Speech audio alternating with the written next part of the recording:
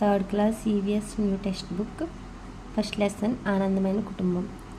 ఏ వ్యక్తి లేదా ఇద్దరు వ్యక్తులు ఒకేలా ఉండరు. వారి పోలికలు దగ్గరగా ఉన్న లక్షణాలు వేరే విధంగా ఉంటాయి.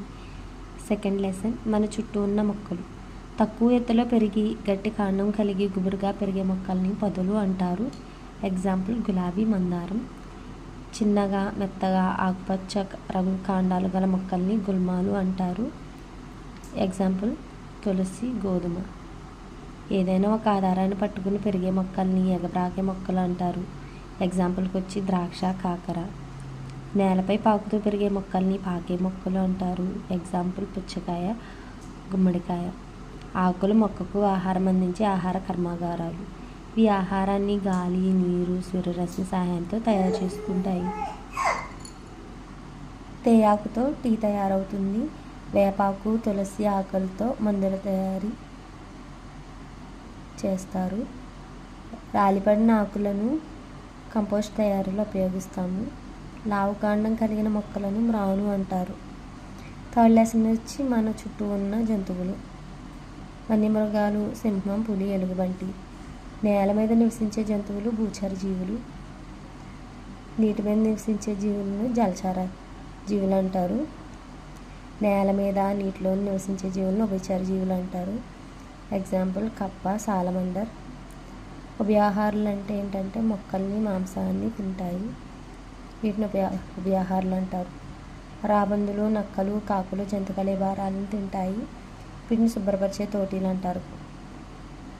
ఫోర్త్ లెసన్ మన శరీరం. శరీరం 3 భాగాలుగా ఉంటుంది. మనకు దుఃఖం, భయం, కోపం కలిగించే స్పర్శను చెడు స్పర్శ అంటారు. చైల్డ్ లైన్ నెంబర్ 1098 ఆపదలో ఉన్న బాలను కాపాడడానికి 24 గంటలు పనిచేసే జాతీయ అత్యవసర వ్యవస్థ. ఐదో లెసన్ వచ్చేసి ఆహారం, ఆరోగ్యం. మొక్కల్లో పోషక విలువలు ఎక్కువ ఆకుల్లో ఉంటాయి. చెరుకు నుండి చక్కెర, బెల్లం లభిస్తాయి. పుట్టగొడుగు ఒక శిలీంధ్రం. దీనిలో అనేక పోషకాలు అనేవి ఉంటాయి. తేనెటీగలు పూల నుండి మకరందాన్ని సేకరిస్తాయి. సిక్స్త్ లెసన్ నీరు, ప్రకృతి వరం. మార్చ్ 22 ప్రపంచ జల దినోత్సవం.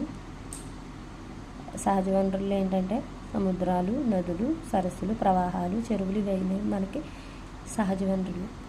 భూభాగం 3 వంతుల నీటితో నిండి ఉంది. ఆంధ్రప్రదేశ్ ప్రభుత్వం వారు నీటి గంటను పరిచయం చేశారు. ఇది రోజుకి 2 సార్లు మోగుతుంది. దీని ఉద్దేశం ఏంటంటే విద్యార్థులు తగినంత నీరు తాగేలా చేయడం.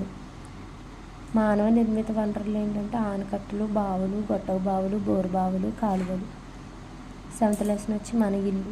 ప్రజలు ఇండ్లను కట్టుకోవడానికి ఆధారపడిన అంశాలు ఏంటంటే వాతావరణం, ఆర్థిక పరిస్థితి, లభ్యమయ్యే సామగ్రి, స్థల లభ్యత. రాతి ఇండ్లు రాయలసీమలో ఎక్కువగా కనపడతాయి. కార్వాన్ బండి చక్రాలు టైర్లతో నిర్మింపబడి ఉంటాయి. తాత్కాలిక నివాసాలు ఏంటంటే మార్చడానికి వీలుగా ఉంటాయి. శాశ్వత నివాసాలు మార్చడానికి వీలుగా ఉండవు. ఇల్లు 2 రకాలు. ఒకటి కచ్చా ఇల్లు, 2 పక్కా ఇల్లు. కచ్చా ఇల్లు దేంతో మట్టి గడ్డతో నిర్మిస్తారు.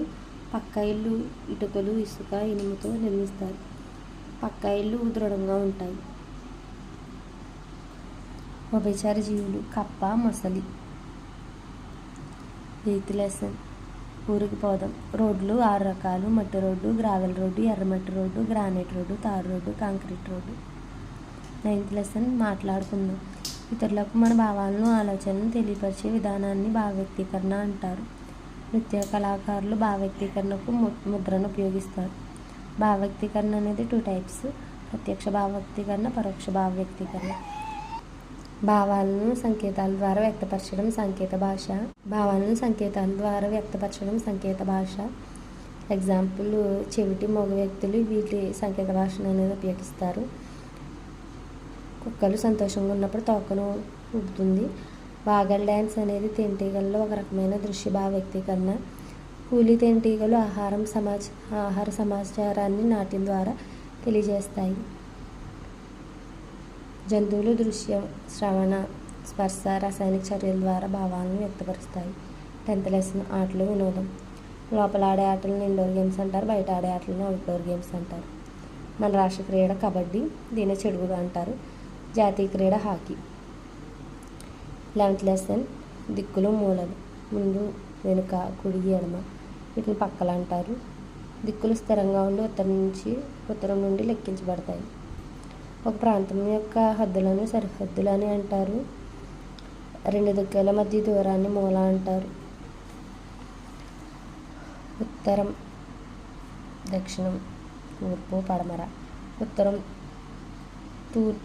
మధ్యలో ఉన్నదాన్ని ఈశాన్యం అని, ఉత్తరం పడమర మధ్యలో ఉన్నదాన్ని వాయువ్యం అని, పడమర దక్షిణం మధ్యలో ఉన్నదాన్ని నైరుతి అని, తూర్పు దక్షిణ మధ్యలో ఉన్నదాన్ని ఆగ్నేయం అని అనొచ్చు. పురాతన కాలంలో నావికులు నక్షత్రాలు, సూర్యుడి దిశలను బట్టి దిక్కులను కనుక్కునేవారు. నేడు మనం దిక్సూచి, GPS, గ్లోబల్ పొజిషనింగ్ సిస్టమ్లను ఉపయోగిస్తున్నాం. తెలిసిన ప్రాంతం సమీపంలోని చిరునామా సులువుగా కనుక్కోవచ్చు. ఈ తెలిసిన ప్రదేశాలను గుర్తింపు చిహ్నాలు అంటారు. గుర్తులతో కూడిన చిత్రాన్ని పటం అంటారు.